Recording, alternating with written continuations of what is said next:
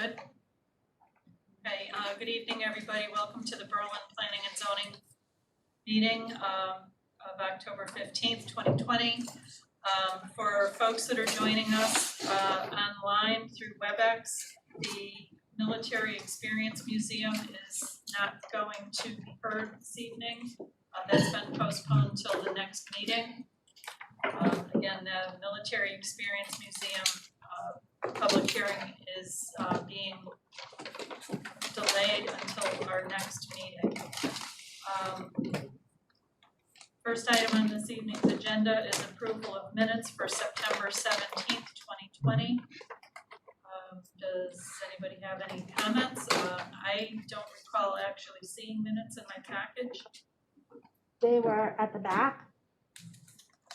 Yep. So they were not put in initially, so we had to add them. Anybody have any amendments or? Oh, here it I'll is. make a motion to approve the minutes. Second. Okay, we have a motion to approve by Steve Bowman, seconded by Tim Zigmont. Those in favor? Aye. Opposed? So moved. Also for the record, Steve Biella is seated this evening. Almost forgot to say that.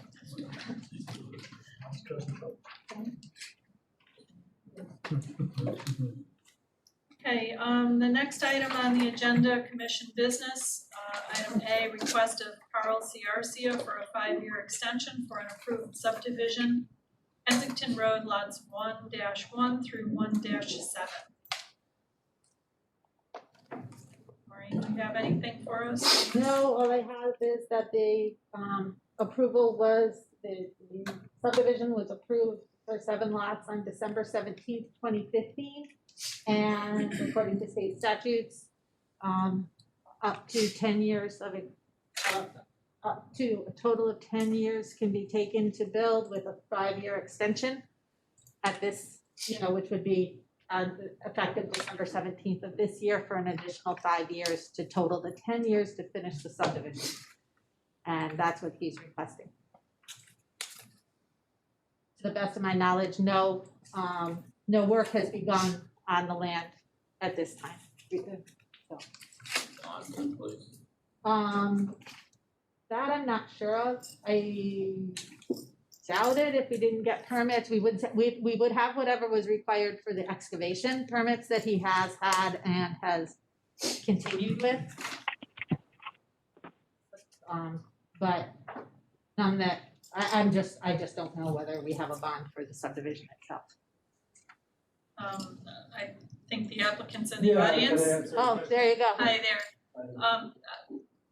Our microphones are on, or no? Should he come? No, Or not on? this should be picking up sound very well. Okay. It has in the past. But he's okay to stay where he's at? He should be. Okay. Just identify yourself, please, for the record. Carl Ciarcia. Hello. Hi there. You asked about a bond, was it? Leave bonds in place. There was no bond required until we started doing the excavating. And that has not started. No, it hasn't started. Okay. Any other questions? Make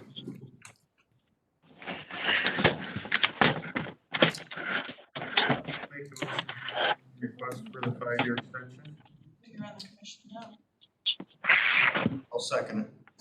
Motion to approve by Brian Rogan, seconded by Curtis Holtman. Those in favor? Aye. Opposed? Excused. One recusal, Steve Woolman.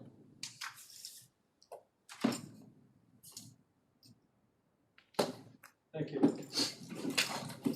You're welcome. Have a good night. Okay, so we're moving right along. Next on the agenda is a facade application of Michael and Rosemary Cassetta for Dairy Queen, 806 Farmington Avenue. What have we got on this, Maureen? If I can for a moment, we received this information pretty late. So it's in your, I believe is all in your supplemental package. We have the before and what is the proposed after. With blue and gray, the building color was changed to gray. if you look in the second angle of that, if you look beyond that in your package, you have the minutes from May where you ask them to go back and try again, for lack of a better terminology. And I attached to there the proposal you saw in May. Chris Edge may have more on this. He's the one that's been working with our facade consultant, Brian Humes, and I believe Chris is here. Yeah, I think Maureen summarized it well. At our last meeting, I believe the response was that the colors didn't really fit our village. And so went back with Brian Humes, worked with the applicant, the Casetta family, and have come up with that at this point. I think it's more for, one, your discussion on it, if you like it, hopefully to move forward. He is looking to make a large investment on that corner. And what we're looking at largely is a model that the family can go back to DQ with. We've been working for a while. The goal has been to find something that this commission would be able to bless before he goes back to Dairy Queen. Because we don't want Dairy Queen to say yes and this commission not, because essentially you're in the community and Dairy Queen is not going to be here. So really to get this in front of you, I'm happy to have the applicant speak as well, but essentially we're moving this ahead. The good news is we did get an extension until December 31st of 2021. So the thought was we'd have to use the money really fast, not anymore. So that hopefully will be good, means we'll have more quality projects, not be rushed. And so that's kind of the background. I'm happy to answer any questions. I'm sure Mr. Casetta would as well if you have any that I can answer. I'm curious about Mr. Hume's input on this, because looking back on the original discussion, where the request was to come up with a design that has more of a village feel, I'm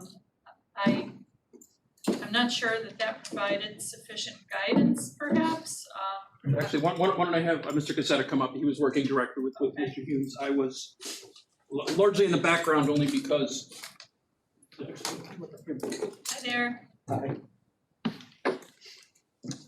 talked to Mr. Humes regarding the project, and we told him. Would you please just identify yourself Sure. so it's on the recording? It's Michael Casetta, 323 Weathersfield Road, Berlin, Connecticut. Thank you. I spoke with Mr. Humes regarding the project, and we told him what we wanted, basically, and he this is what he came up with. I know that you wanted a few different things in there, as far as the siding versus the stucco.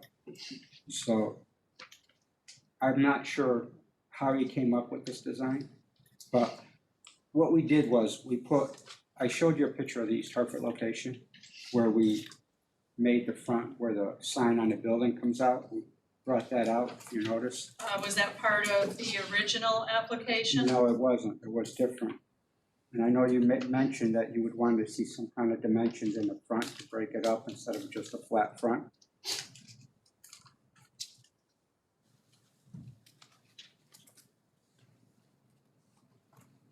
Just trying to find. The original application had different colors on it too. This is what we had for the original, Correct.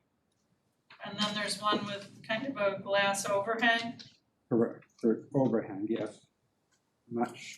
That was part of a May 2020 proposal. Correct.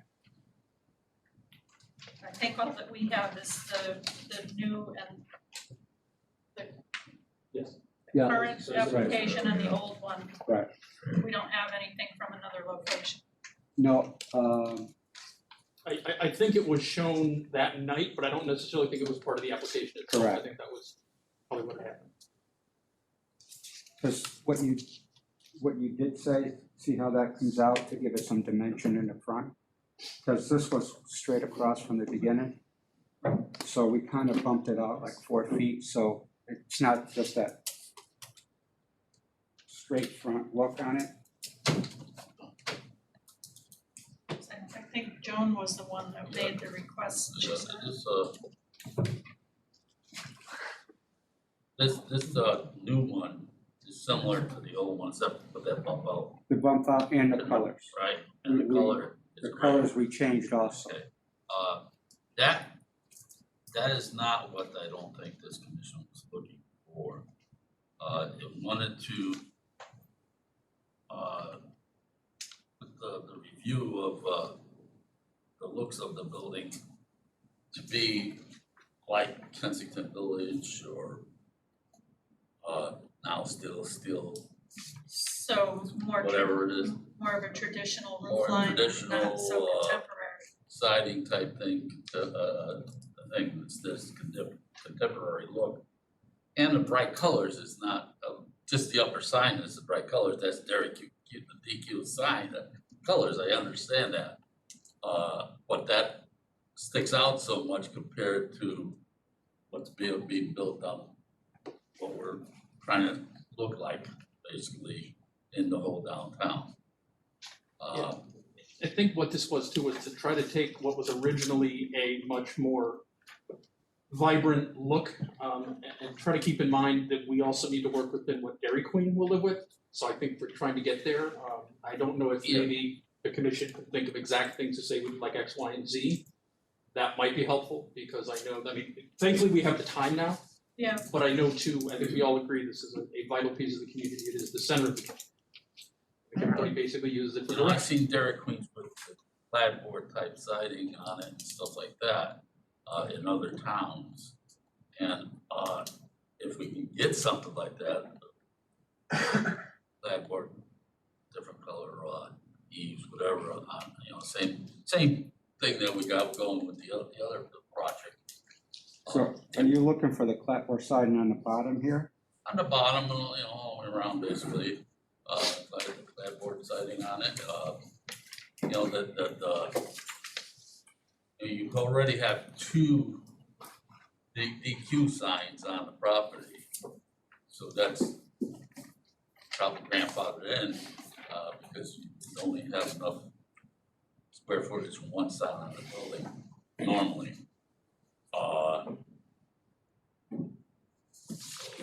Because it's grandfathered in, you probably got the right to do the two signs still, but I don't know where they are, but he was mentioning that. their colors are too bright for our concept right now. I don't know, but I don't know if this is. You should think over the. Yes, Mark, I don't know. Is this So something? that's a growing. Well, understand.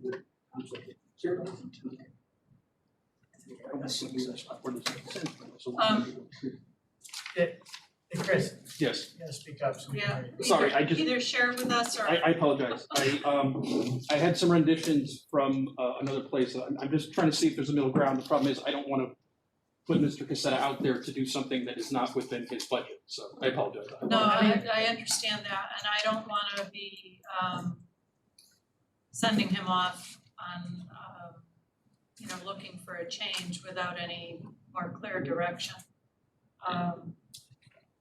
And it was our chairman was the one that had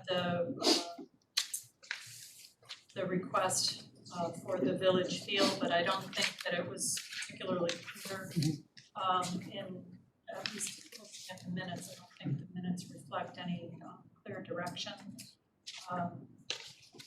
But I think what was intended was something to be more consistent with a, you know, I don't know the right terminology as far as, you know, like a peaked roof, more traditional looking structure rather than something so contemporary. Yeah, and my concern is that I don't wish to spend any more money with Mr. Humes unless we're gonna get a product that this commission is going to be more amenable to.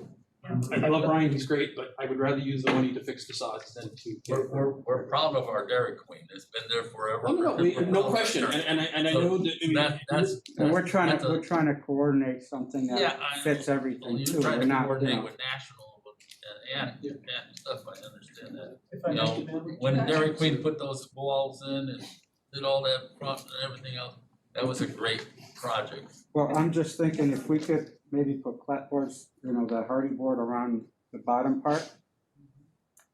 Leave the top part, but put the hardy board, you know, around, So you do like a 4-foot base or something like that, right? correct. My opinion, I think, is different than most people here, but you can't ask the gentleman to put up a peak roof, the numbers are gonna get obscene. I understand what he's trying to do, it gets out of control, to me, it's way better than what currently is there, I like the look.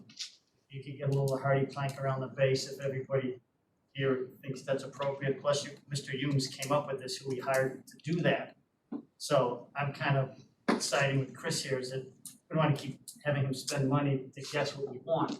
And we also don't wanna spend Mr. Cassetta's money, who's making an effort to make it revitalized, look nice and new and everything, and as Chris said, it is kind of the centerpiece, so, I mean, you know, if you put a little hardy plank or even, you know, I don't even know what's more expensive or less expensive, you know, how they have the fake facade stone that everybody's going with, you see them on homes even actually, and they go up about and have a little edge, that may bring in that village feel a little bit that you're looking and will blend in, I believe. Stone wall in front. It will blend in, but it also will blend in with what Lovely Development is doing down the street with the stone type of thing, and that, it's not real stone, that's That's a veneer type of a stone. veneer, so it wouldn't kill your budget, I hope.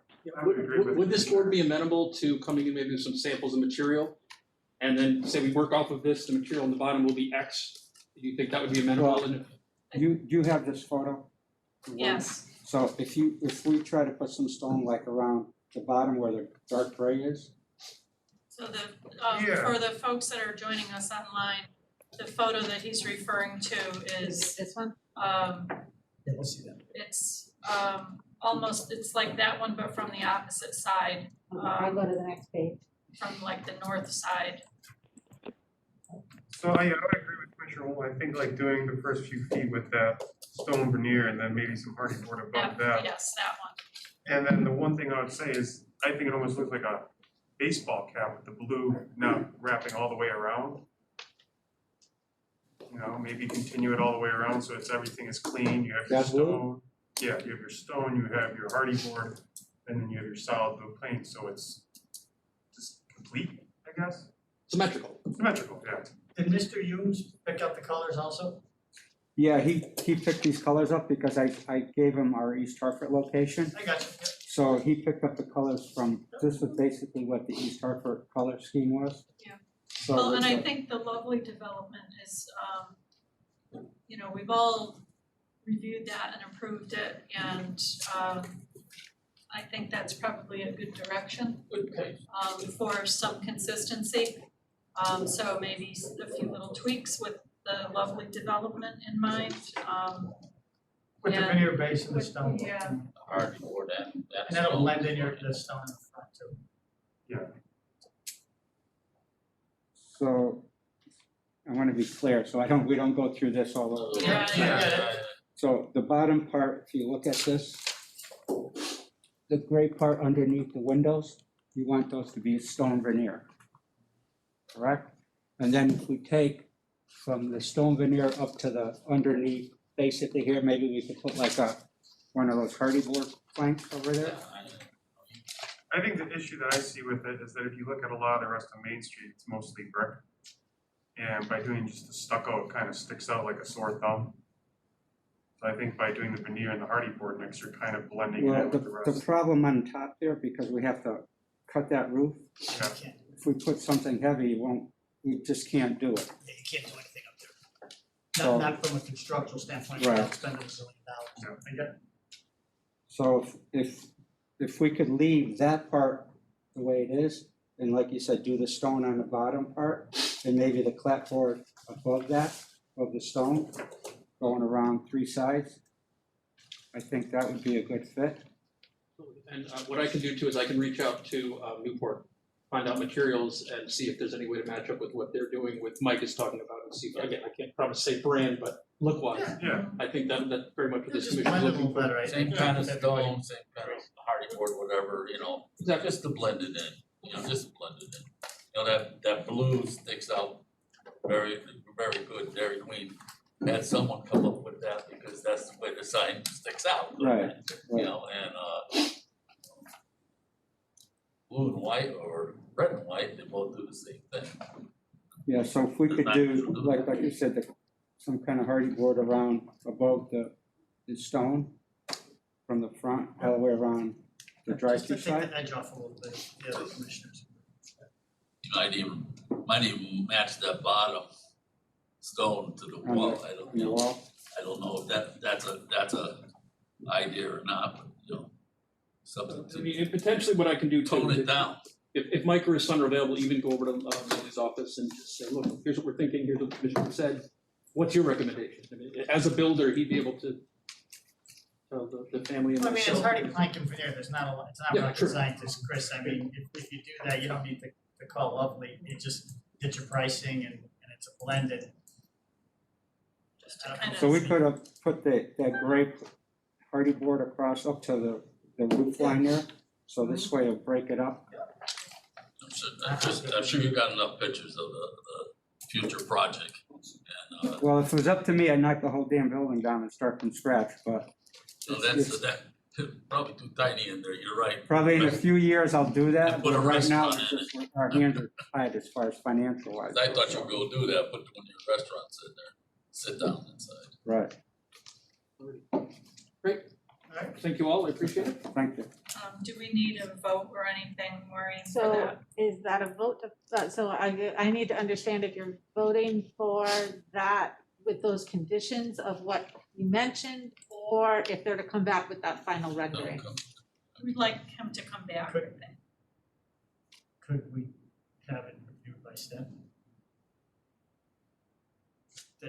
Have him show Maureen another rendering that, Yeah, no, I think we'd like him to come back. Yeah, it's only one more meeting. yeah, but one Now more that you meeting is a have- big meeting to have, you know, when you're an investor and you got money going. Well, I understand that, I Well- understand the money's available. It's our investment too, because it's grant money, right? So, I will, we'll work with them and then come back. I can't promise we'll have a beautiful rendition, but if we at least can have some materials or something else to show you and give you a level of comfort. Thank you. thank you. Thank you. Yeah, thank you.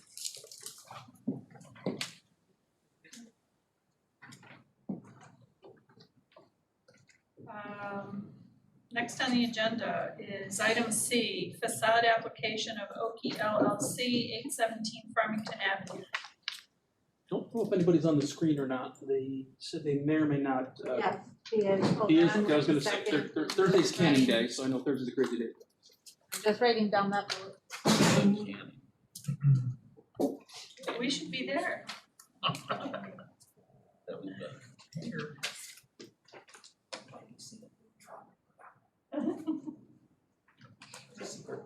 It's quickly over now. So, do we have, Did we get there? Chris, are you gonna present on this? I'm gonna see who is here and then I will fill in the blanks if there are any. Okay.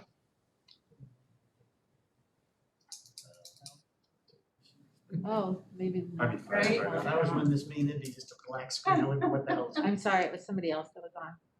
I don't know that it was. Do we let people know I that could the, handle all of it, I was the only one that could We've program got the those VCR. copies. That's okay, I So will. ask again, if it's one of them? Can you honor that? Paul, Leah, Lisa, anybody on the line? The two bottom ones are muted. Yeah, no, two bottom ones are good. Those are not them. Oh, that's In fact, Julie. one of them's And him. another applicant. Okay. Genesis. Hello, Genesis. Hi, how are you? Good, you'll be up in a little bit. Okay. Alrighty. So, before you is the rendition that actually you had approved about 2 years ago for the last brewery. They're essentially gonna go forward with the same plan, outside patio, some ornate doors. They're gonna come facing Farmington Avenue at this point. The good news is, they're basically ready to go from building season, potentially in the spring or winter if they can. Commission had approved it, and actually they came back in a modification to make it treads. That way it is much more able to handle the weather than the wood. Excited about it. I know with Dairy Queen and the tavern getting an additional outside patio, I think it's gonna be wonderful. I'm hoping this will be the third of potentially up to 6 or 7 that we have on Farmington Avenue by the time it's done. I think it's a great use and it'll really help to showcase what's happening and hopefully people will be like, hey, what's going on in there? And be able to enjoy some Berlin-made beer in Berlin. So is there a difference other than the materials? No, there's very little. If I may, this is the drawing, I can't do this that way. If you could hold and then turn it towards the screen for a minute until I can get it on. That's the drawing you saw when the brewery was approved, which is basically what they're coming for. The orange whiteout, or I will call it, the orange out on the drawing you have at your desks is staff's attempt to cross out the concentric brewing sign. The sign, I want to put on the record that the sign will have to conform with the regulations, and so that orange does not, Does not no. apply. I'm assuming it does not meet the regulations for signage, that's just, should be brick. He tried to ask that. As a reminder, this is the building today, which you're all familiar with, basically, except it's cleaned up quite a bit since that. But that, I wanted to bring that because that is the facade that's basically what they're proposing now as the patio out front. The patio was approved. They've gotten their liquor permit for the patio. And the, complete with the pergola over it. There's no change to the lighting and everything else is staying above. Not that I'm aware of. No, I think they're basically going exactly with the plan as before. And yeah, I think basically very similar. I believe they're also looking at any lighting other than gooseneck, which again is the nature of what we've done with it. You know, just lighting coming out. Does anybody have any questions? For the public, I'm just Make gonna get Motion down. to approve with the substitute for tracks, everything else. And have Maureen work with them on the signage. Well, they have to come back for the sign. They wouldn't have to come back to you No, it's generally, signed it's from as long as it meets the sign guidelines and the staff usually does that. If you'd rather see it, that's fine. Approved by staff. So sometimes we, depending on the sign, I may choose to bring it to you, or you can choose to have it brought to you because of what it is. So I'm sorry, please Sorry. just repeat your motion, so it's. Make a motion to approve the facade with the change in the materials to Trex and signed and approved by staff. Okay, we have a motion by Steve Bowman, is there a second? Second. I'll have it. Mr. Biella has the second. Those in favor? Aye. Opposed? Okay, so moved. Go. Apparently you get a lot of mixed. So I've been working with the owners of Good Cause Gifts. Oh, hold on, Oh, I have to introduce it on the agenda. Okay, next on the agenda is discussion of murals brought to us by Christopher Edge.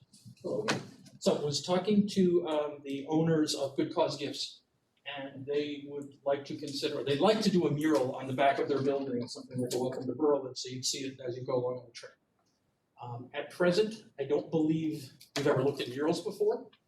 I know that there's a fine balance because if it's taken advantage of, a mural could become extra signage. That is not the goal of this. I'm going to this commission to see if they would be amenable to looking at a design for a mural on that wall. Would be something that would be either Berlin or historic or all of the above. That would serve as our first piece of public art, but really would be announcing us to the folks Friday on the train. Here's Coles Road to jump on, do something?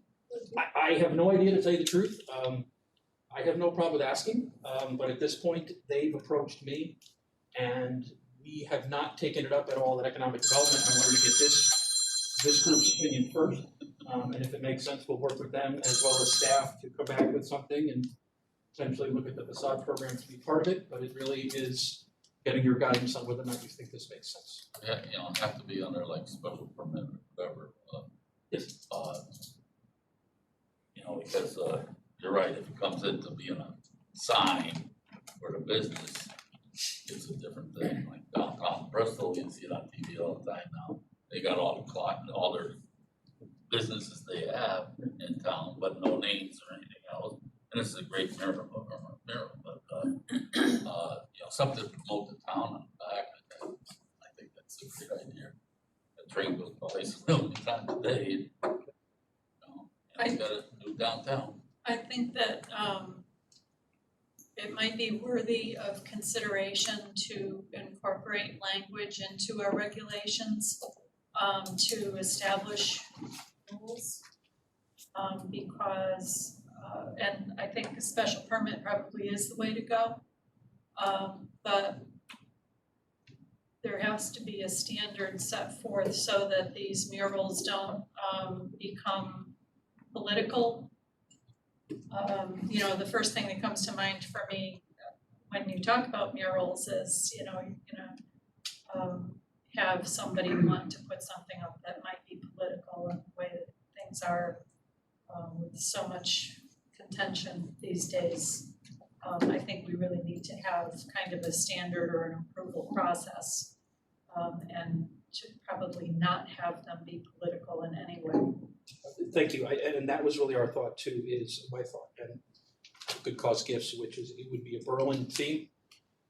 It would be essentially an artist that would do it. It's not any of us by any means. They would have someone come in and do it, and essentially it would be something where we'd have to get a special permit, this commission, and I think also too, we don't wish to have either one of our wonderful planning staff have to chase people down for signs that showed up in the so no, I can work with staff, see if we can come up with something, and then I will get economic development thoughts, and then hopefully we can bring you some language that you can consider, and if so, then we can move forward on getting that in and getting a request for it. Just don't wanna see something divisive.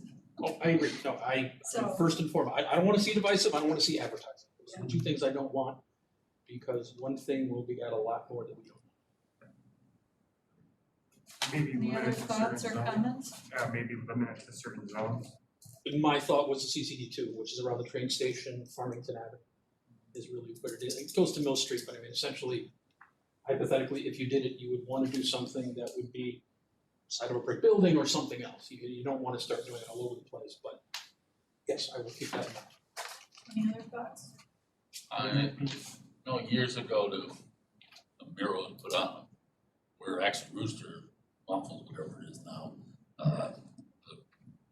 was a coffee shop there, or a breakfast joint. And put a mural on the side of the wall with a cup of coffee, you know, but it didn't say the name of it, but it was something that was a big problem that when they did it. You know, so they gotta maybe, you're wondering about what in the businesses have gone there, what they are going to reference of their That's right. business. We're gonna set You some don't want rules for that, that. you know, if it says, welcome to the town of Berlin, the heart is Connecticut or something, okay.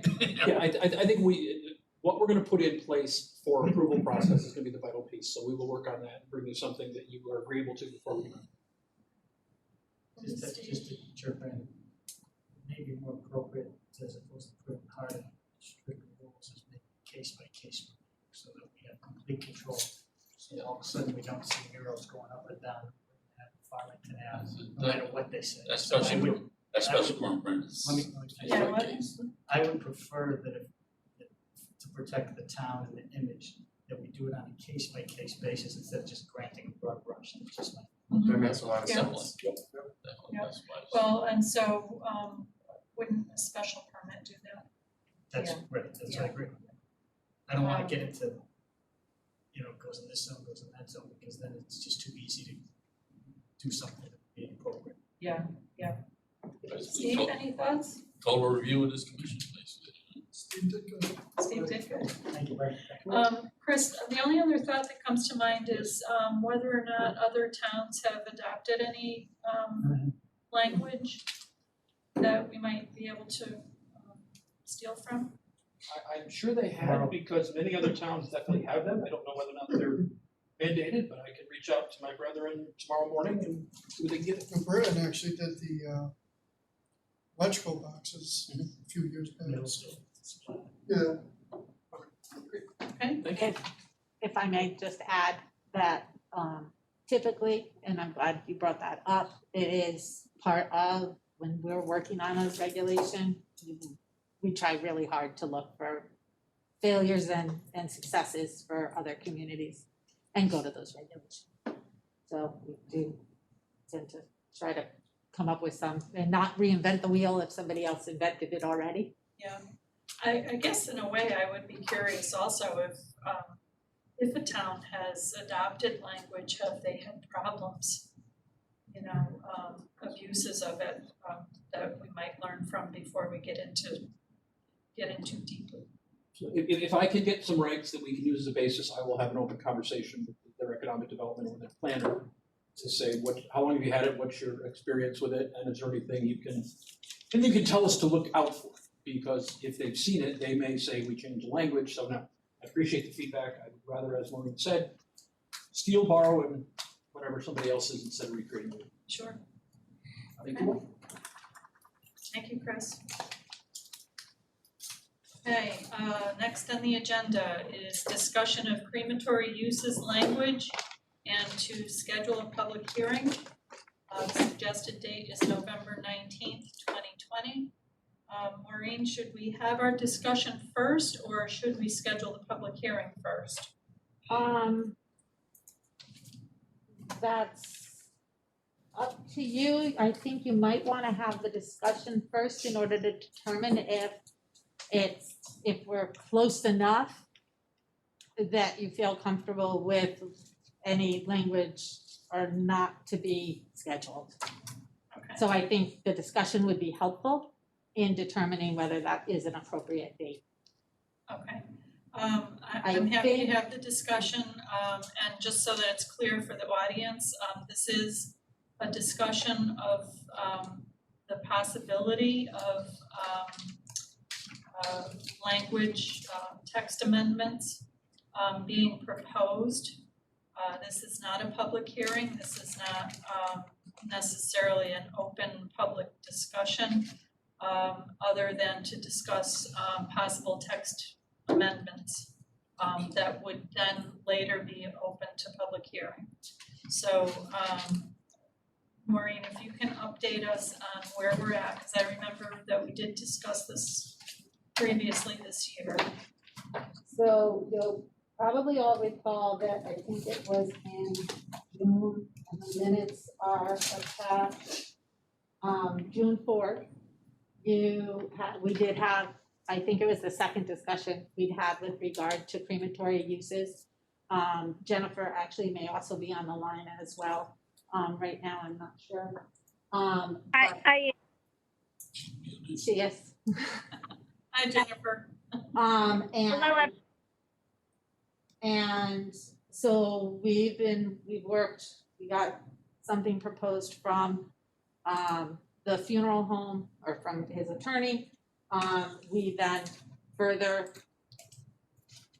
added more language that addressed some of the special permit items that we heard being discussed, or restrictions or capabilities that they might be able to have if you're amenable to them having the funeral license, so that with their end goal being to transport the bodies directly there. The language that you see on your desk right now, it should be the top of the pile. And it starts with 10/15/2020 Planning and Zoning Commission regular meeting discussion item. The crematory attorney modified the language that we had put together with the red lines. And what I noted as purple, because they were purple on my computer, but they printed blue, was what I updated that with after having a discussion with Eric from the crematory earlier today, for things that he was willing either to put back in or felt should be put back in, or other concerns he had. That's not far further. That does not show staff comments further. The original black print was the staff comments and where it was crossed out.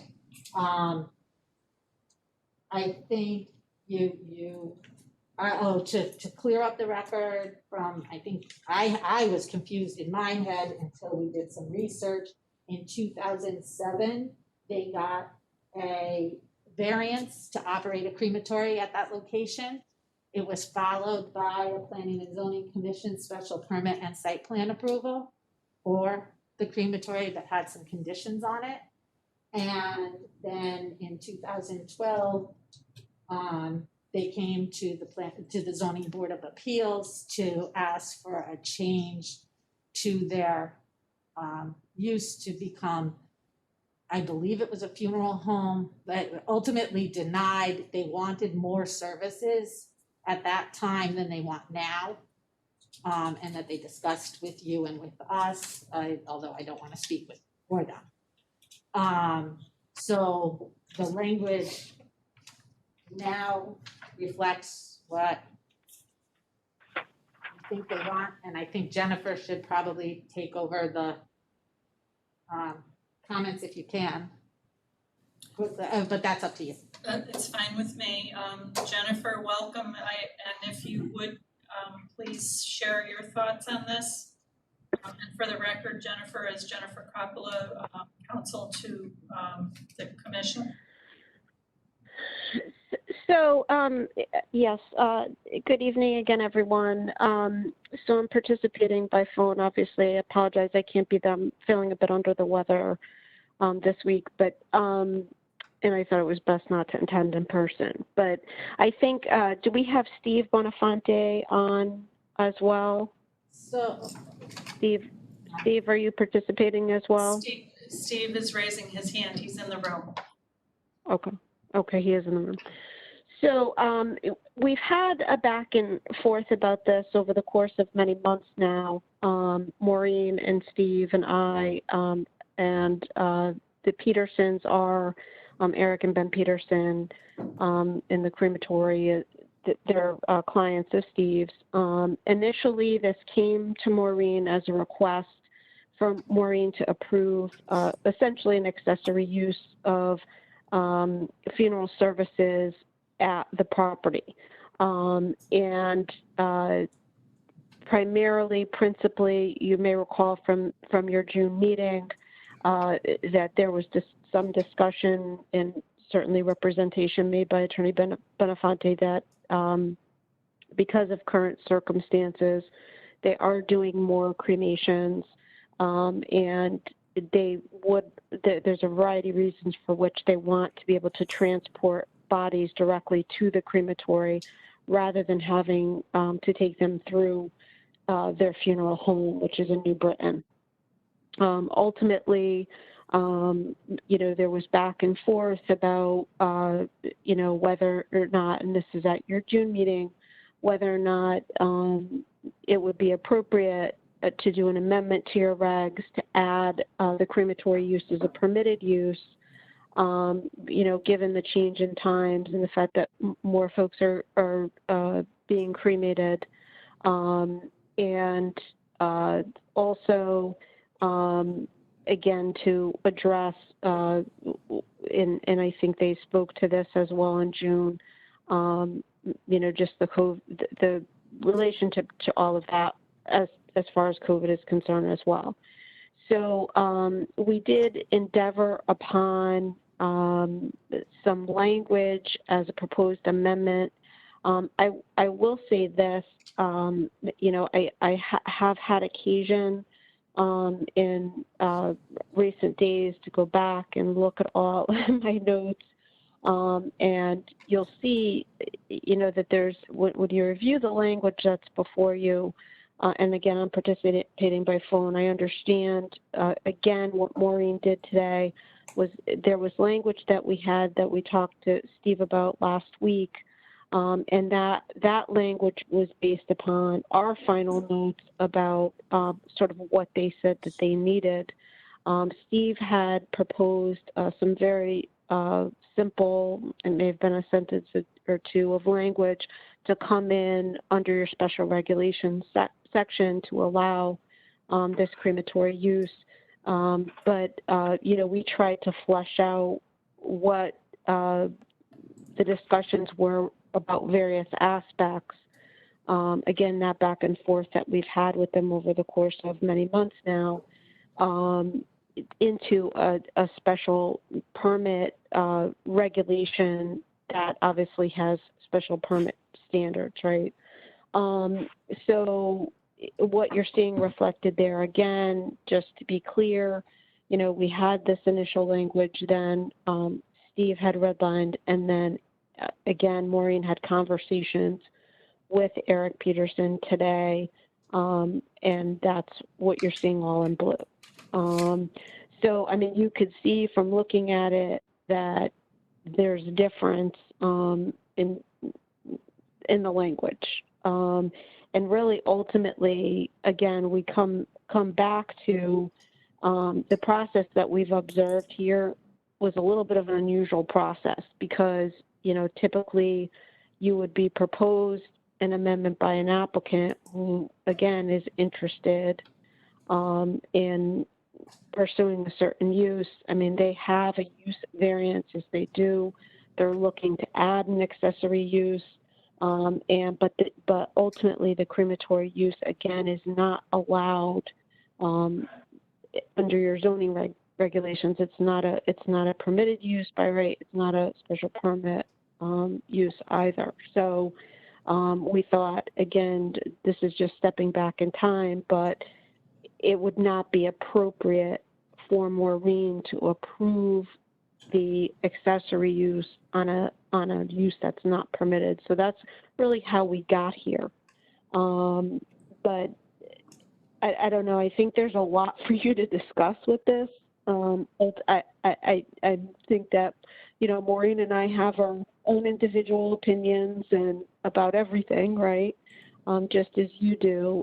That's not our role. I think you've got to take a look at what's there, give some thoughts to us about what you think. But again, you know, this is not really traveled a typical path because typically, you know, this type of amendment wouldn't necessarily come from staff. It would be an application by the interested party. So I think maybe you want to talk sort of a paragraph by paragraph, ask for input from counsel and his clients regarding, you know, why they're looking for what they're looking for.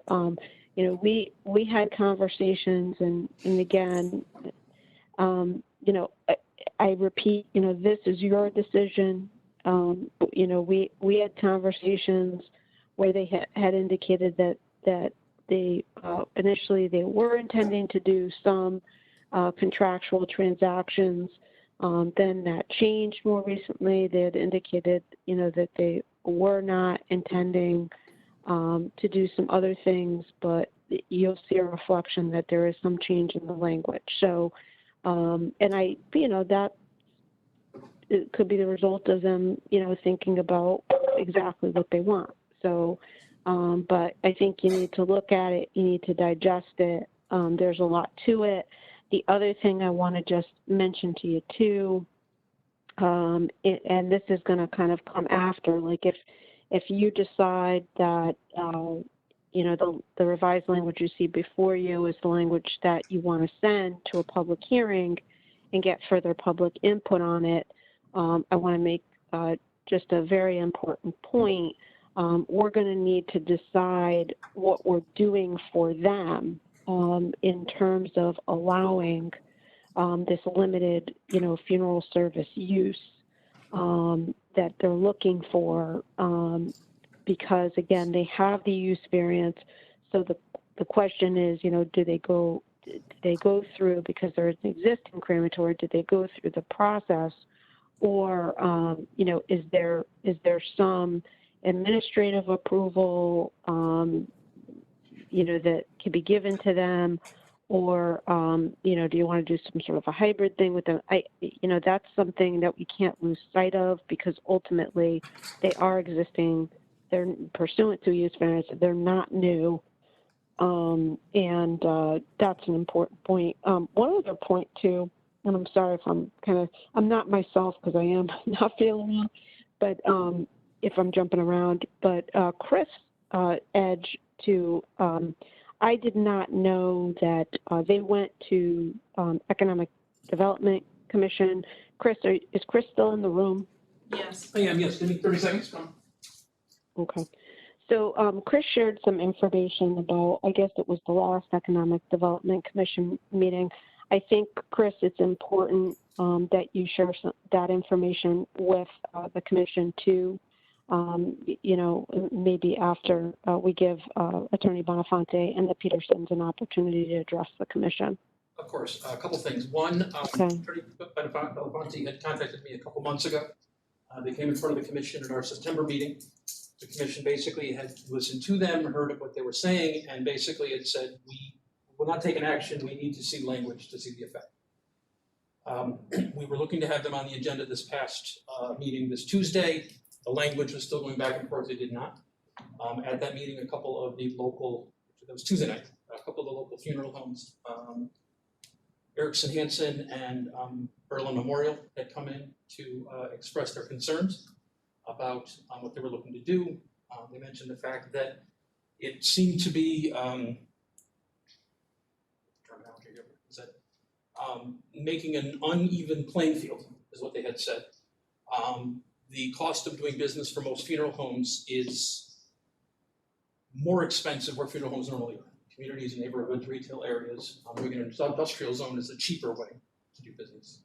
They were very concerned about the parking and showing, calling hours at the property, and really had asked us to look at both sides of the equation if and when the commission was going to make a decision. So that was kind of what happened.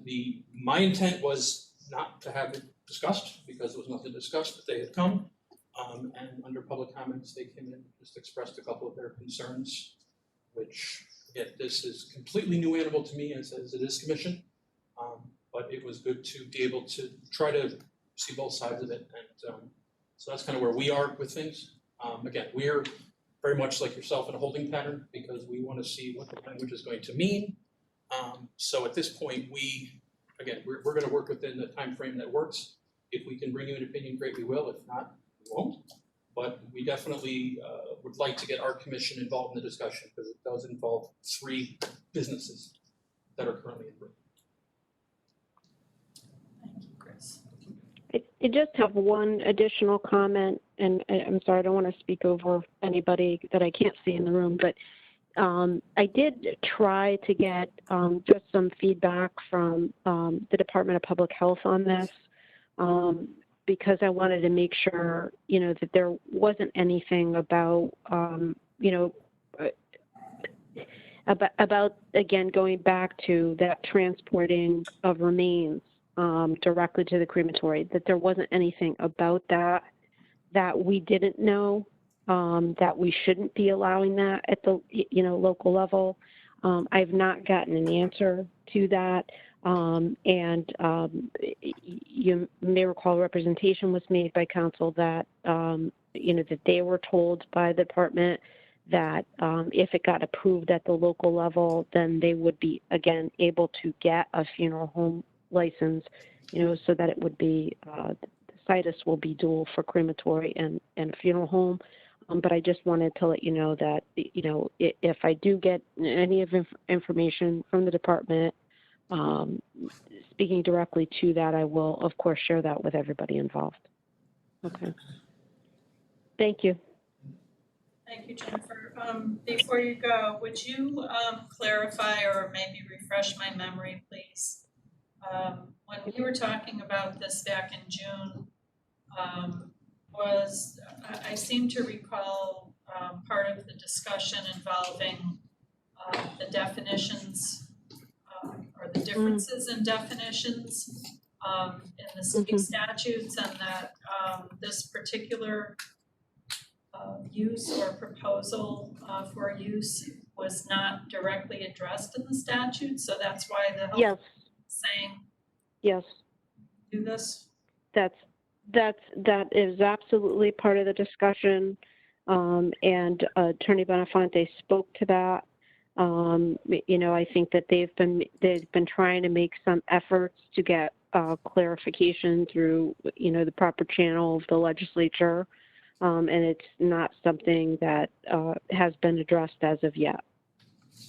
But yeah, no, that was you are recollecting correctly. Commissioners, if it hasn't been addressed, then that's the biggest concern was, the state regs and separation of the two entities. And the regulations per se, the two entities. If that is not settled with the state or addressed by the state of it's okay or not, I don't know if this commission could act or even go to a public hearing yet until that was clarified. Well, my take on what Jennifer is sharing with us is that because the statute does not specifically address what's being proposed, that the state health department's take on it is that the town can adopt their own language for clarification. And so. Well, yeah, I mean, I think that that's the argument of counsel that has been made, is that we have the ability to do this. I did put some conflict of laws language in there, you know, to reflect, and it's in the last provision. You know, just if there is, you know, anything in terms of any kind of conflict, you know, that the understanding is, of course, that the business needs to comply with all laws, you know, all codes, all regulations, all statutes. So, you know, that language is in there. You know, I think it's pretty clear. I could beef it up if you want me to, but Well, I Jennifer, think whose it's application is this? Is this our proposal Well- from the town, or is this theirs? well, and this is the thing, right? I mean, that's why I made a comment to you about the process. I mean, this is sort of not a typical process for me. You know, in terms of, I've not done any proposed amendments for you in the years now that I've been representing the commission.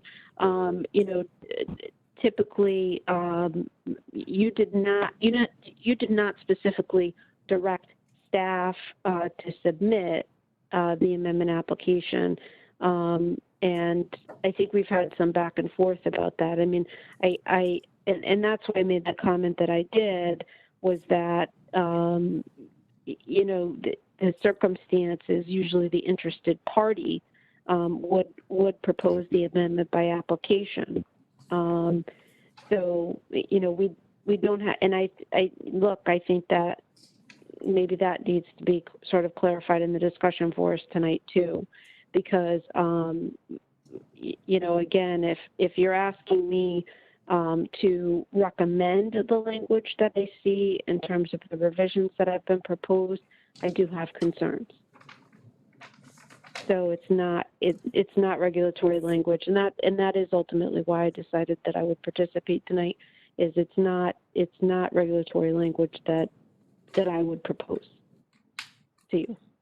So Thank you. If I were drafting that. You're saying that the applicant should be making the proposal of the amendment, and I would think that it would be the applicant's responsibility to address our concerns that we expressed in June, whatever it was, and not our attorney put time into it, because this is their application.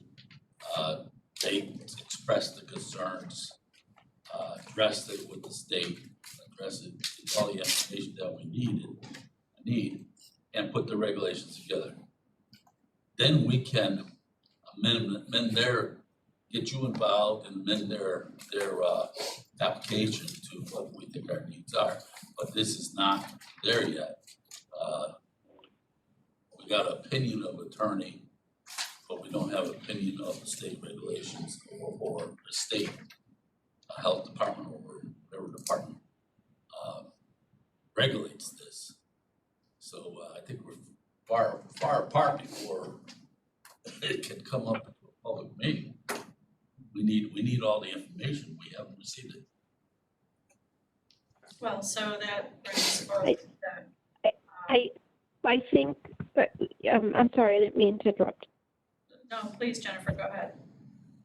No, I was going to say, I think it's a good idea for you to hear from them about, why they've made the revisions that they have, because, some of the things, it's my understanding based upon the communications that were back and forth today that, some of the things they are already doing on the property. So I think that, you should hear what they have to say. They are present. I would be interested in hearing more specifically. Again, I mentioned to you, there were sort of discussions that progressed. I tried to review, I've kept in notes through all our meetings, and we've had teleconferences and whatnot. And I always thought that the primary purpose was really to allow, again, the transport directly of remains to the crematory without having to go through their out-of-town funeral home, and did not ultimately realize, because that was really the meat of all of our recent discussions. But I think you should hear from them in terms of, the other aspects of it, so that you have an understanding of where they're coming from. Okay, thank you. Maureen, I'm curious about the 2007 variance and what the hardship was. I think it was a use approval for a use of it says very little with regard to that, but I believe, on the variance document anyway.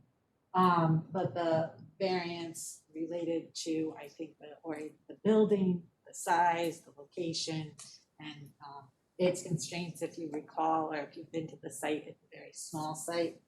Let me just look quick at those minutes. I was looking at different minutes. Well, right now. because Just wanna Jennifer make said- sure that we, Jennifer said that the crematory is an accessory use.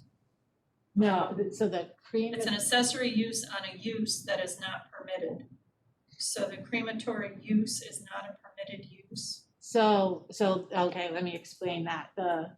The funeral, the ability for zoning, who is on the license form, to sign off the license form for funeral services. And I may have the title of that document wrong, it's funeral license regardless, needs a zoning signature. The crematory, it's a crematory now, it's not under that license, and it's a crematory by use variance. So it's permitted because they got the use variance to be permitted back in 2007, but the ability to be a funeral, have the funeral aspect is what's would be accessory to a use by variance, as opposed to a use that's listed in the zoning regulations as existing. We actually don't even have crematories listed in our regulations, because it's a use that wasn't, it's just not listed. Just I wasn't think they considered. came in probably for the first time in 2007 with the idea and went that route, as opposed to adopting language for I'm trying to wrangle the special permit site plan, which I think it was really a site plan with conditions, approval that happened just after that in 2007 by this commission as well. And put the three pieces together to make them all make sense. But they're allowed because it's allowed by variance. By variance. And so crematories specifically are not allowed in any zone in town? Right, we don't have a definition for crematories, and would refer to the standard, what is a crematory definition and or any state definitions that exist. Something is not otherwise defined. Thank I'm you. gonna try to answer that question really quickly too, by looking at these as well. I'll try to answer it a little bit better. Okay, thank you. Attorney Vincent? would you care to tell us what you have in mind, please? Sure. So, what we have in mind, thank you, Steve, to talk about the attorney. Thank you again, for entertaining this, which seems to.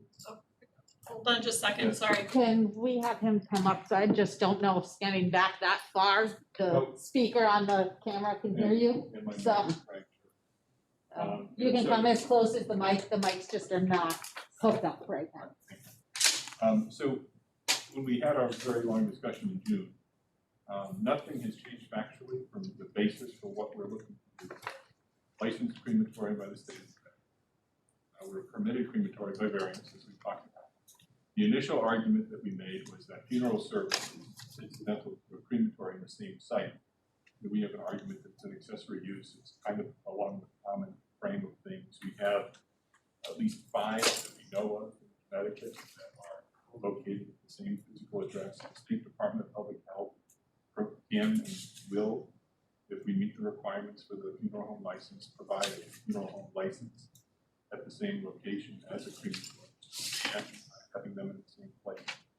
But the regulation, as it stands today, it provides for the transport of bodies only to come to a funeral home, all the permits, or to a, then the crematory receives the, as we talked about, the basis or our request was to provide for us to have that license. Once we have the funeral home license, we don't need to make 2 stops with the body. There, then talk to you again about that for anyone that wants a refresher as to why that's important factually. What we're looking for here in this language, and I do appreciate all the work that we're doing, some of it restricts, not just, doesn't enable us to have a funeral license and restrict funeral services, it's actually restricting some of the things that we're doing as a crematory. So we want to make sure that we're not taking a step back for the crematory operations by putting language in here that would restrict some of the things we promised not to do. So we promised not to embalm, we're promising not to have any type of advertised calling hours. Currently, we do have the facility for small private last goodbye ceremonies, which we've talked about on the record in the past. So that's something we'd like to still be able to continue. We can talk about what that language looks like, and that as recent as this afternoon with some of the language that we're trying this special permit language. So we haven't changed from what we've been looking to do for quite some time. And it's really, again, to comply with the letter of the state law, but it's a land use decision. We're not in any way trying to end run state law, we're trying to comply with it. The first page of the application for a funeral home is that as you have land use approval, you have local zoning approval to have a funeral home application. Yes, that's it. It's all we really need to be able to state, and then go through the state's requirement. And if we have a more restrictive covenant based on the land use, not to do certain things, obviously the town's rule governs what we would be able to do. So I don't know if Eric, or if you want any questions about our underlying basis, why and we're doing this, and the business reasons. They're more than happy to kind of go through that again. Well, I think we understand the steps, and I don't want to get into a presentation, so to speak. Because we're not in public hearing, I would rather have this truly be a discussion. I understand the different, the stops, and that you're looking to make a more efficient process, eliminating the stop at the funeral home in New Britain and just having a beeline to the crematory. I understand that. I think though that since this is your proposal, it really is going to be up to you to draft language that's going to work. And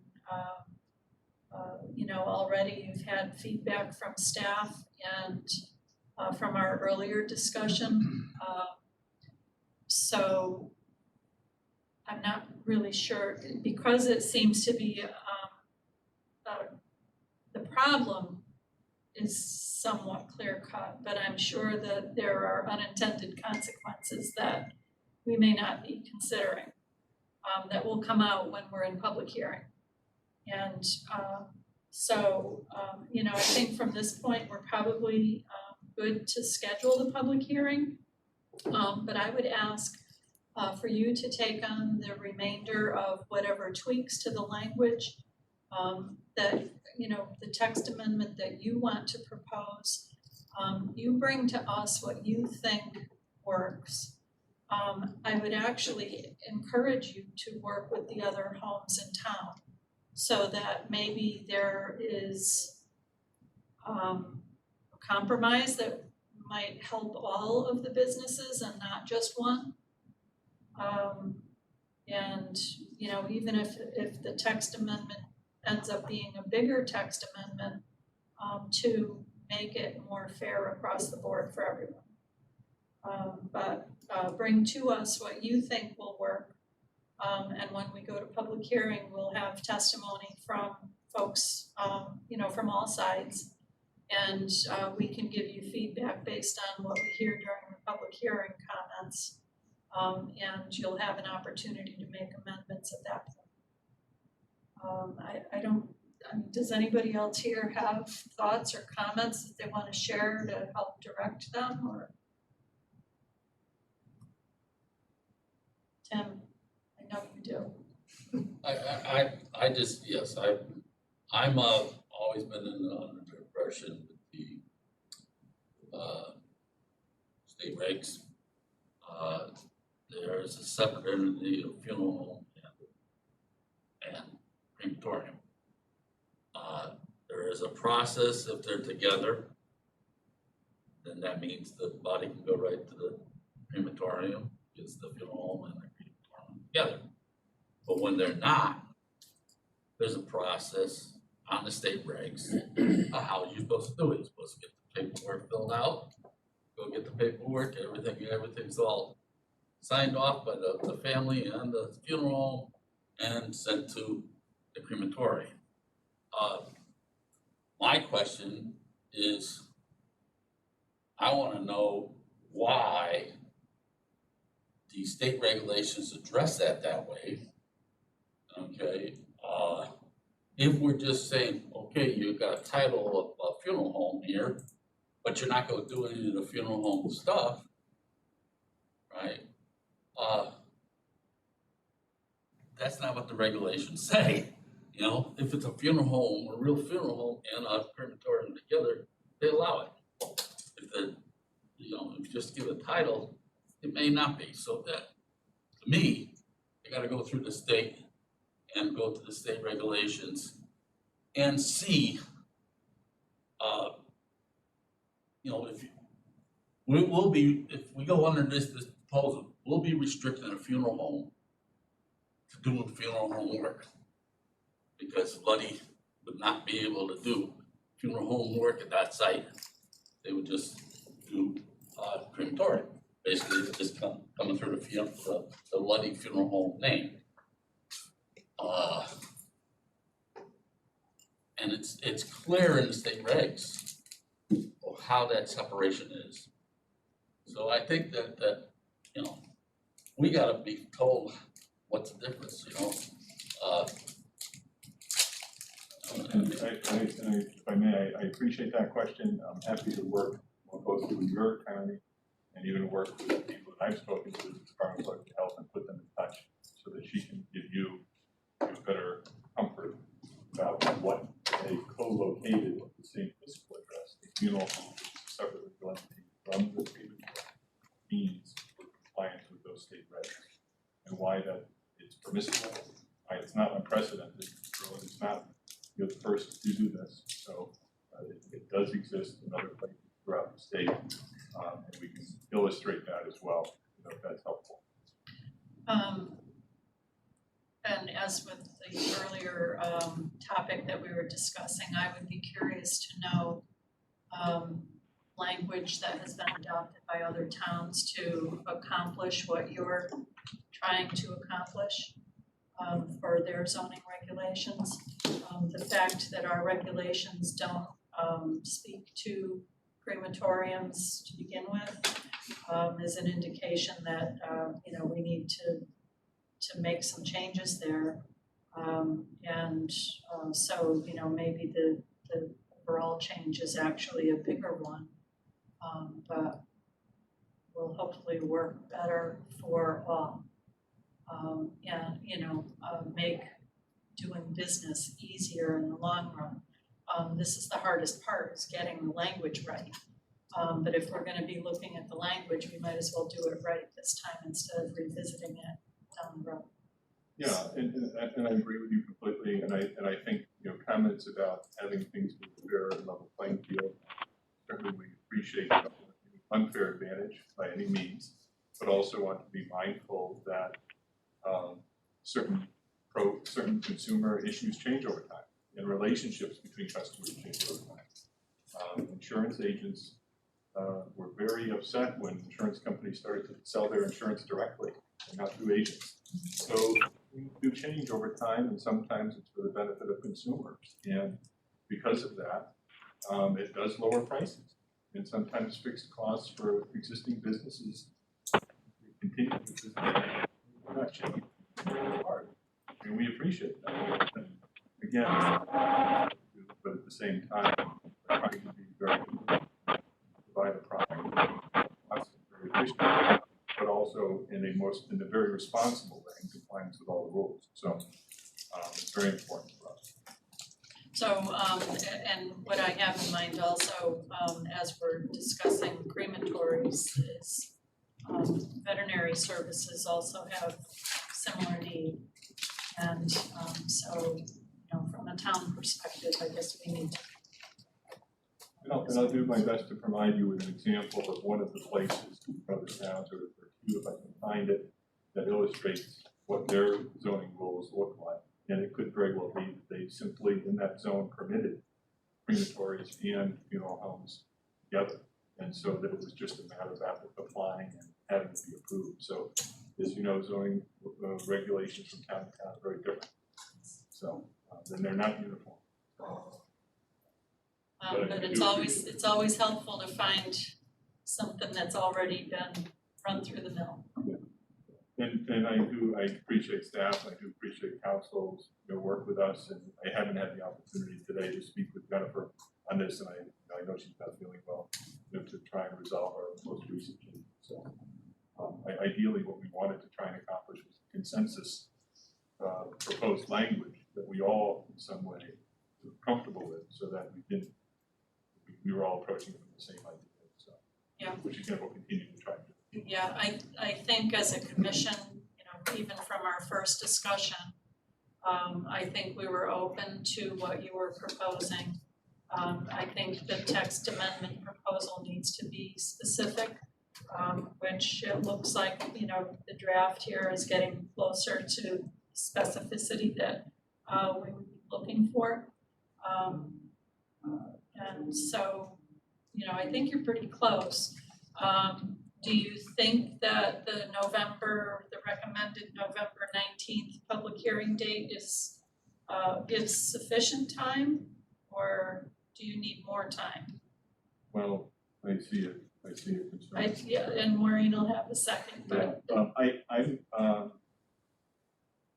It's about a month out, so it's aggressive, but I think we'll do whatever we can to get everything we need together. But I know that we want as much as possible to be able to reach some consensus with staff and council to get you that additional information. So, because I know you'll be getting a lot of input from a variety of sources. So. Sure. Thank you very much. Thank you. Maureen? So my concern is that we don't have, I don't know how much work needs to be done on this language. I'm hearing probably quite a bit is what I'm hearing. And a public hearing has to go to the regional agency, a minimum of 30 days prior to the public hearing. So really it was a matter of, okay, does this just get smashed into the legalese of an amendment to be able to get out there, you know, early next week, or I'm hearing we won't have the time to properly post it for the regional agency for a November 19th hearing. That's what I'm hearing, because we don't actually have an application or language, and there seems to be unanswered tweaks or words, parameters, I guess parameters would be the better word. So I'm concerned about that date at this time. Yep. So what do you suggest? Do you want to wait to schedule the public hearing until after we actually have an application? Or if we do an application, I think maybe this whole thing can be approached as maybe 2 phases. Although I don't know if that complicates things, where they can propose the change that they're looking for, but that we as a commission work for a bigger change to the overall text to incorporate crematories and rules that are consistent.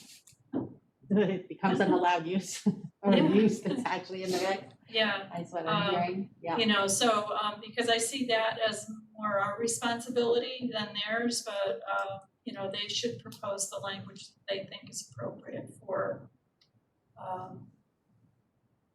this particular proposal, but I think the overall project, the whole thing needs to be looked at by the commission, so.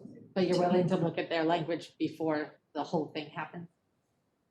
I think there's a sense of urgency on their part, because, they wanna do business, which, I don't wanna hold them up, but there's no guarantee that we're gonna accept what they propose, so.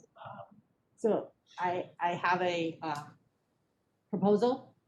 So like we did early in the COVID process, when I was getting applications, you guys agreed for me to just be able to schedule the public hearing if we had enough time to properly notice and send it out, et cetera. So especially coming up on the next 2 months where we have maybe meetings that are less often, that if we get an application in, then based on the days that it has to go to the regional agency and any other notifications that need to be made, staff can just go ahead and schedule the public hearing for the closest date that meets the requirements. But you'd have to allow me to. Okay, is everybody else comfortable? Sounds good to me. Yeah. Yep. So, Jennifer, are you still with us? I might have muted her. Hold on a minute. I think that's our number. Still wait, Jennifer. Jennifer, are you there?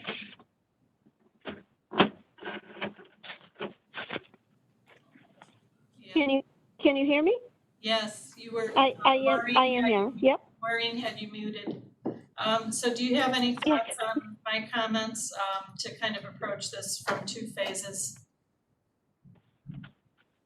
I think it's fine. Yeah, that's fine. Okay. Okay, so thank you, Jennifer. I guess we can move forward and we'll let Maureen schedule the public hearing as appropriate. Hopefully that's helpful for everybody. I'm sorry. I'm hearing a fax sound. Fax cell. Oh, it's not on this end. Did anybody else hear that? Yes, I'm gonna mute the other lines. I wasn't sure which one was you, so. I think nope, now she's muted. Is that you, Jennifer? No, I'm here. I can hear you. Okay. All right, you're talking now. Okay. Okay. Okay, so are we finished? I think we're finished. Yes. Maureen, I we're think good? so. Yeah, Okay. I've noted that. Thank you. Okay. All right, so that completes the discussion of crematory uses. We'll move on now to public hearings.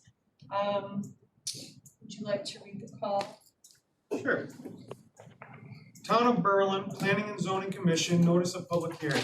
The Berlin Planning and Zoning Commission will hold its regular meeting on Thursday, October 15th, 2020 at 7 p.m. in person in the Town Council Chambers, Berlin Town Hall, 240 Kensington Road, Berlin, Connecticut.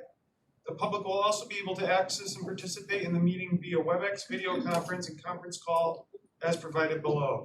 Therefore, the public may attend the meeting in person, via WebEx video conference, or via telephone conference call.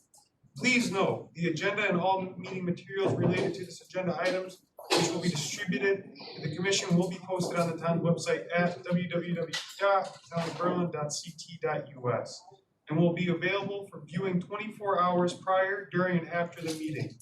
Members of the public are encouraged to submit materials relevant to the applications no later than 12 p.m. on Wednesday, October 14th, 2020, for posting prior to, during, and after the meeting.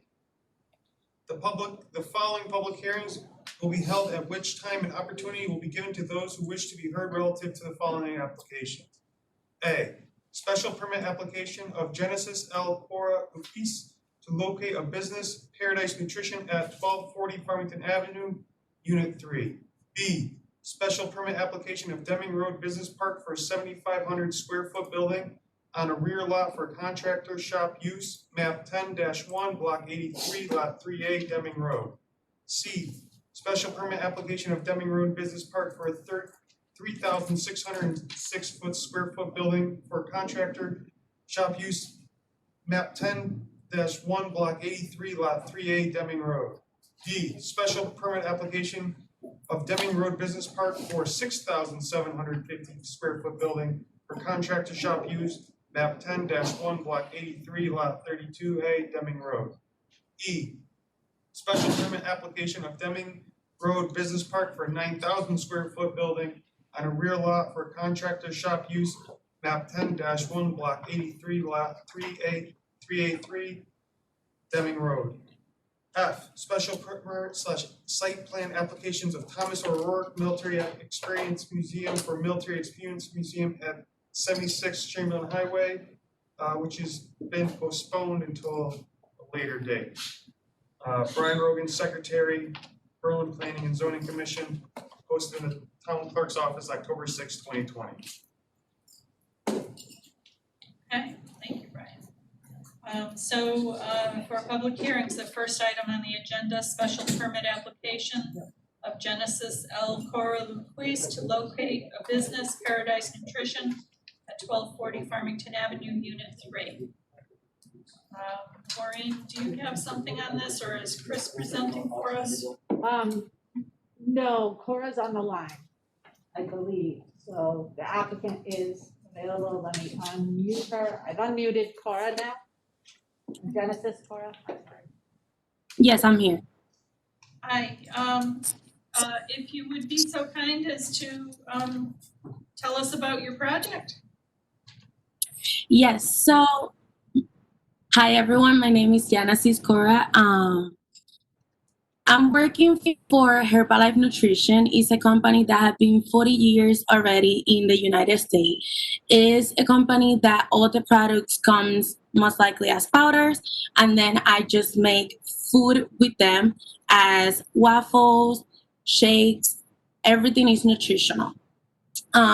It's basically something quick, so it will be called exactly like a fast food, but the only difference is that it's healthy. It will be basically my own business, but working for that company. Sort of like a franchise?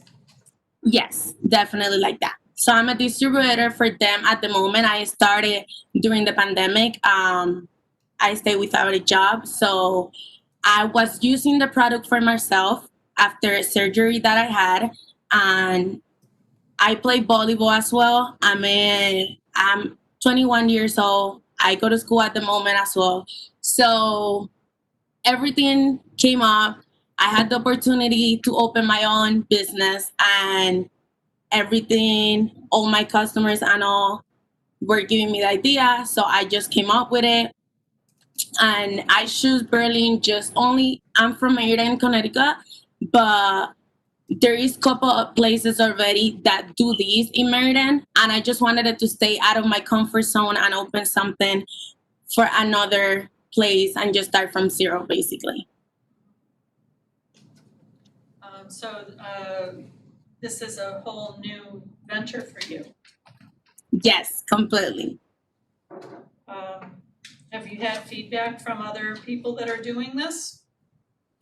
Yes, I actually so this company usually work, you're in a group and all those people, of course, is your own business. So each people decide if they want to do it or not. With the group that I am right now, everyone that is in top of me that started this process already, they already are, I don't want to say it like that, but like in top. It had been super a blessing for them. I have my own uncle, my company run from Puerto Rico as well, like from the group that I come from, because I'm from Puerto Rico. So it's something that I'm trying to just go bigger with it. I already have my own customer. It was something that I started from zero on my own, and it just started growing and growing. So I was like, why not? Start something new, and that's how it started. I know a lot of people, and I couldn't be more sure that it's gonna be great if I have the opportunity to open up in Berlin. So you've had communications with Maureen and Chris. I assume they've shared their comments with you, and the comments from the health department, those are all things that you're familiar with and you understand?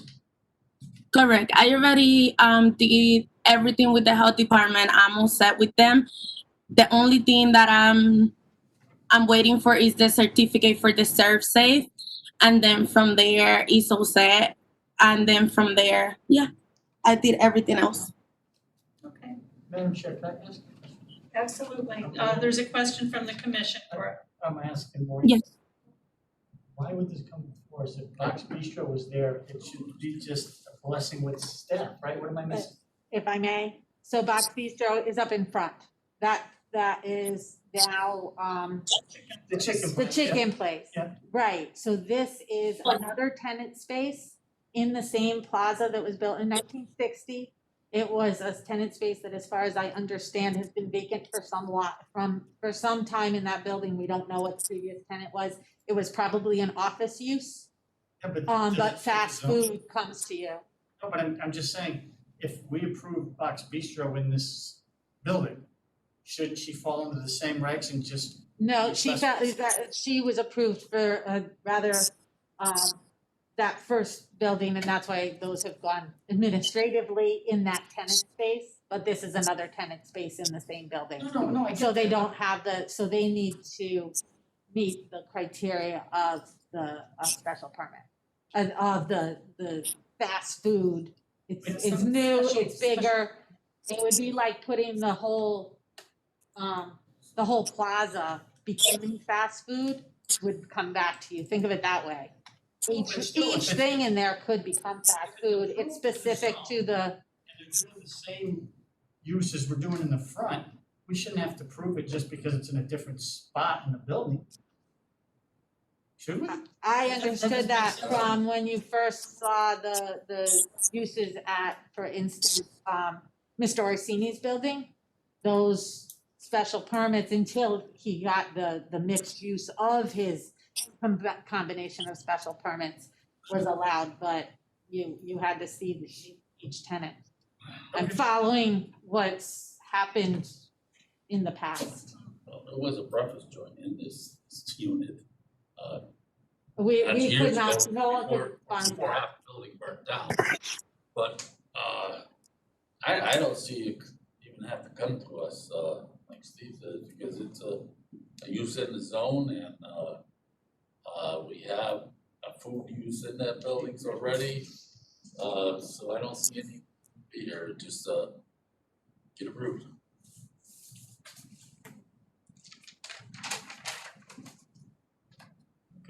I'm good. don't know what else to say. You're good at that one. Yeah, I mean, I'm glad she's coming to our town. I'm happy Oh, no, about that. welcome. Yeah, exactly, so maybe we should just go and check. I had one of these drinks in Puerto Rico, it was great.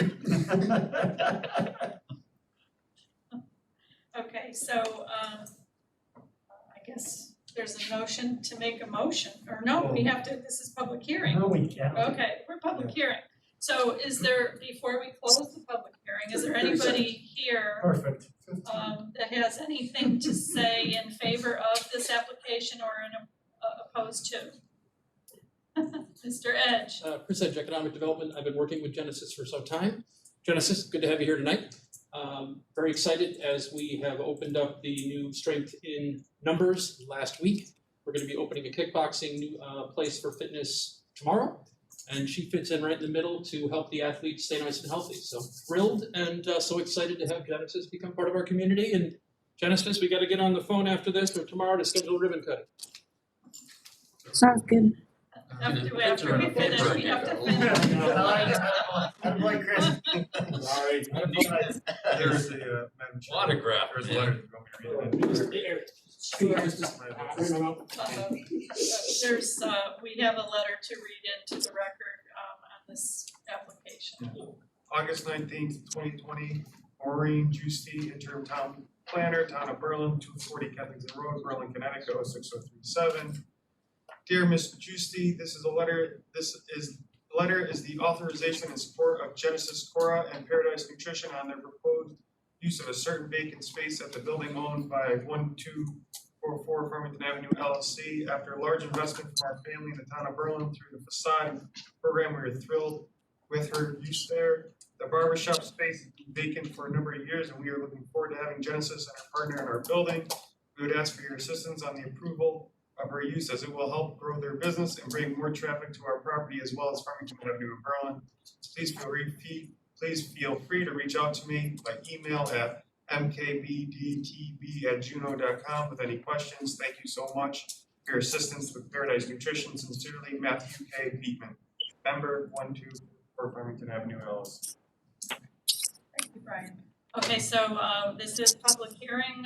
Is there anybody either joining us online or in the audience that would like to speak in favor of or opposition to this application? Maureen is, there's an Adam. Oh, that's you, okay, so, sorry. So everybody else is unmuted. Nobody that's joining us online has comments? Make a motion to approve. No, make a No. motion to close the public Oh, hearing. public hearing, sorry. Order, thank you, that's why you're playing chairman. I'll second that motion.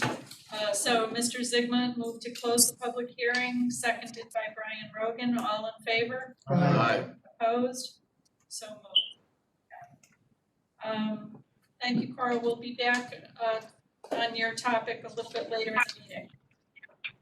Good, thank Next item on the agenda, special permit site plan applications of Richard Munson, Deming Road Business Park LLC for a building on each of 4 existing lots and related site improvements.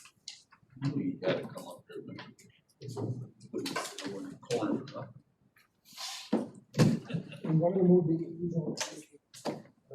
Sure, unless you care to carry it around. I can't do that only on one way.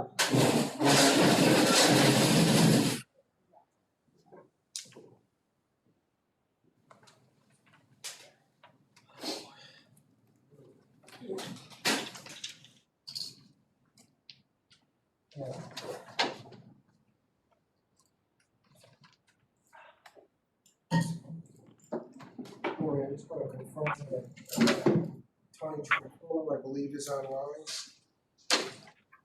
Yes, I'm here. Yes. Right?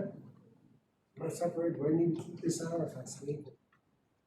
I think you can speak from there. Are you comfortable? Or you wanna move further away? I just- Okay, I'm feeling Just- comfortable, but as long as Adam's comfortable, Okay, thank you. you're far enough away from both of us. Thank you. Good evening, Attorney Tim Sullivan for the applicant, Deming Road Business Park LLC.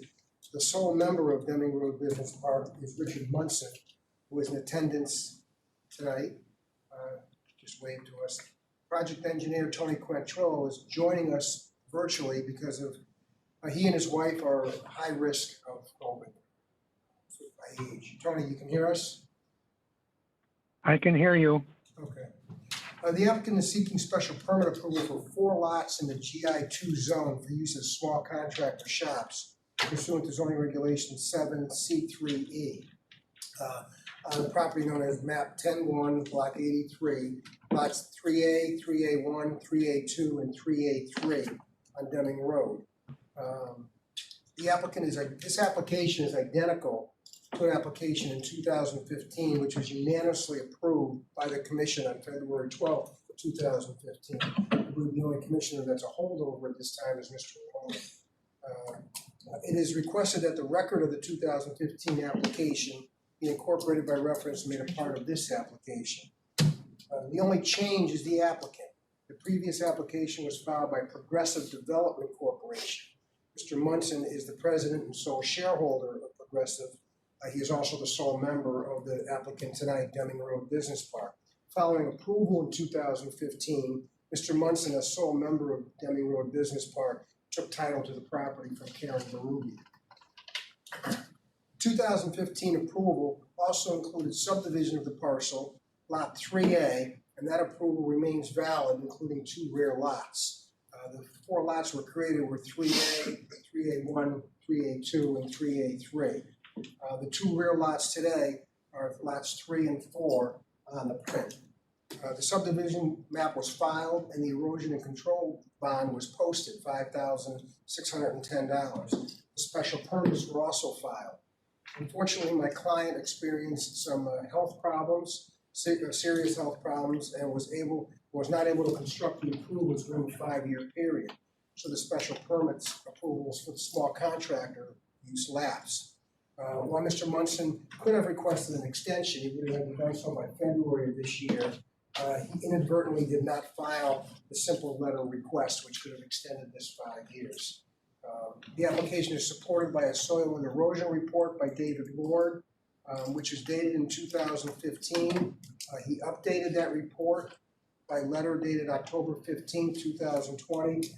In conclusion, he states, that it is my professional opinion this development as proposed does not represent any significant or measurable potential for adverse environmental impacts to the existing wetland watercourse resources or their long-term functioning at present levels. Excuse me. The application is also supported by a traffic study of Valit and O'Neill. The 2015 report was submitted in its entirety, and it was updated this week updated by letter dated October 12th, 2020 by Bill Valit. In conclusion, very simply, he states, in summary, it is still the professional opinion of Valit that the probable expected traffic to be generated by the proposed Deming Road Business Park can be safely and efficiently introduced into as well as accommodated by the adjacent roadway system. The development traffic will not disrupt the continuity of weekday peak hours traffic flow on Deming Road or the area roadway system. Letters notifying the property owners within 500 feet were sent registered mail to those property owners, and proof of mailing was filed with the planning office, and signs were posted in a timely fashion. As to some specifics of the site and the proposal, is a 4 lots make up 5.3 acres. As I said, was subdivided into 4 lots. The 4 lots will be served by shared parking and access easements. There are 55 parking spaces are required by the regulations, 60 are proposed. It is bounded by the New Britain landfill on the west and the south, and Thor Deming, which is previously Gil Berube's garage, on the east. There are 4 buildings ranging from 3,606 square feet to 9,000 square feet. The site is very flat and very little, if any, fill will be required. In 2015, then Economic Development Director Jim Mahoney estimated that it would generate in excess of $600,000 in the taxes over a 20-year period. And it will alleviate a demand for small contractors who at sometimes are operating illegally in residential communities. So this is going to alleviate that issue. There is a wetlands application pending at the Inland Wetlands Commission meeting on October 6th. Since there was only minor disturbance proposed in the upland review area, a public hearing was deemed unnecessary. The disturbances, I have it shaded in orange, and that's strictly in the upland review area, a portion of the building and some drainage infrastructure. The submitted plans are as revised to meet all concerns of the commission and staff in the 2015 approval. So this was an exhaustive proposal 5 years ago, and unfortunately, it fell through the cracks because of the failure to request an extension.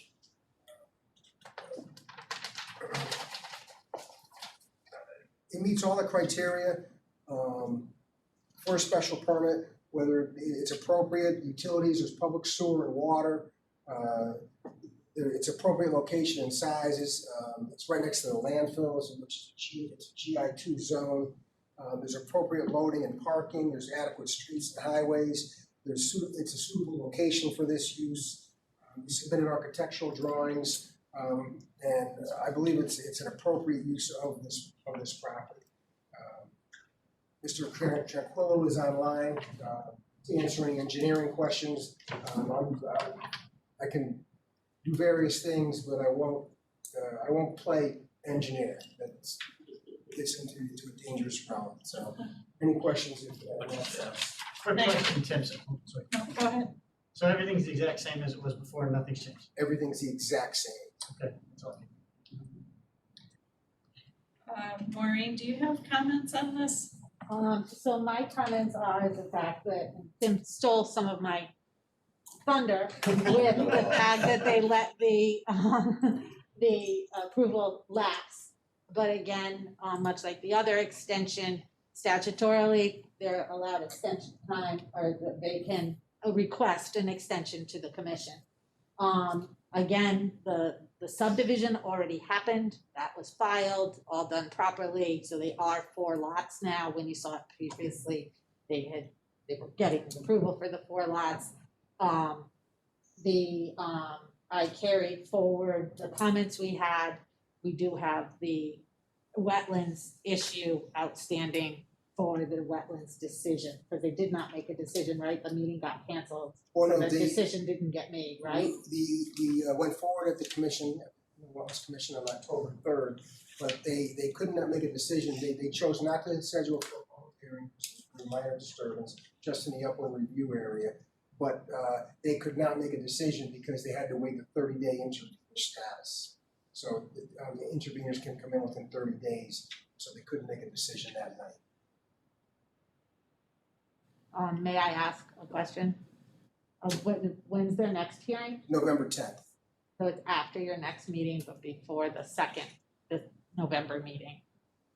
I also carried forward some of the comments, outstanding issues that all pretty much can get rectified during the permit processing, et cetera. They are conditions that are typical things that we look for, rectify things with water control and get the right documents signed, et cetera. All listed, we will need the cross easements that I don't think was addressed. I didn't see that it was addressed in 2015, but with the shared drives, did you address that? I'm sorry, I didn't see that you addressed that you would be submitting those, and I did not find them on the maps. No, we will be submitting the cross easements during the permitting process. Okay, and again, that's during the permitting process, but it should happen and we should oversee it from the staff standpoint, at least. So I think everything else is your typical standard kinds of conditions that I asked to have. If you'd like me to read through them, I will. But usually, you like me to be more succinct than that. Make a motion to approve. No. Oh, public hearing for Stop, raisin tonight. stop. Okay, so This is public hearing, and so are there folks in the audience or joining us online that have comments either in favor of or opposed to this proposal?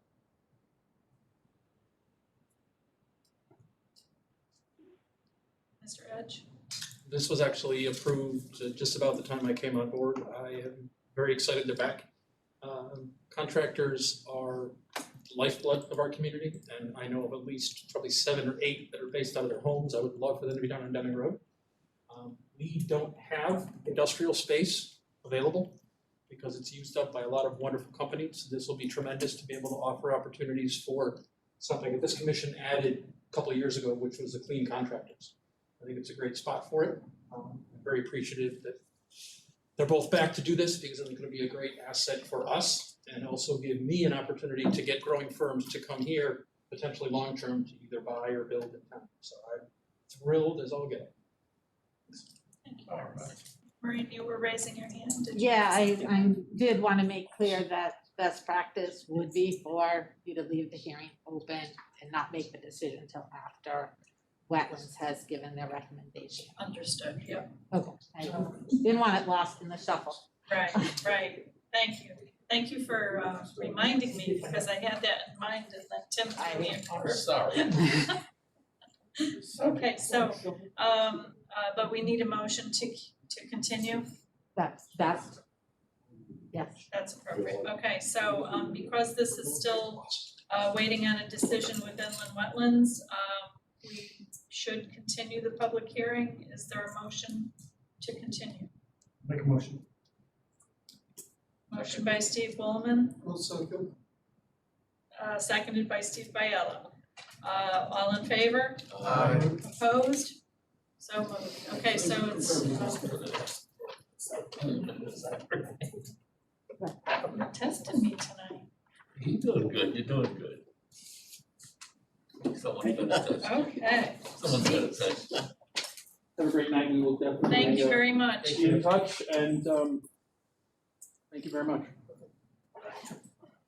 Okay. Next on the agenda, item C, special site plan applications of Thomas O'Rourke, getting the feedback. Military Experience Museum Incorporated. That item on the agenda has been postponed.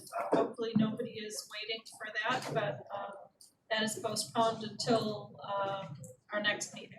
So now we move on to old business. The first item on old business is special permit application of Genesis El Coro Luqui to locate a business, Paradise Nutrition, at 1240 Farmington Avenue, unit number 3. Make a motion to approve. Second. Subject to staff comments? Subject to staff comments. Second. Okay, there's a motion to approve subject to staff comments from Steve Woolman, seconded by Curtis Holtman. Those in favor? Aye. Opposed? So moved. Congratulations, Genesis. He's no longer. Oh, okay. Item D has been continued and item C has been also continued or postponed, which means we are at the adjournment. Make a motion to adjourn. Second. No, Did I say it this time? Second. You'll say it this Who said time. it? So, motion to adjourn is Tim Zigmunt, seconded by Steve Woolman. Those in favor? Aye. Opposed? Okay, we're I've been out of here done. for a half hour now. Thank you very much. That's one of our earlier meetings. I thought it was gonna be late. Started out like. Yeah. Well, that military thing went off. Yeah. Everybody left.